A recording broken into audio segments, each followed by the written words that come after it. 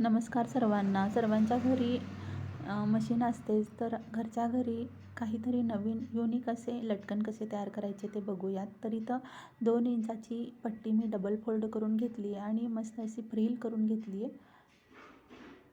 आणि एक त्रिकोणी कापड घेऊन त्यावर ही फ्रिल खाली एकावर एक अशा पद्धतीने अटॅच केली आहे. आणि साईडचं कट करून टाकायचं आपल्याला.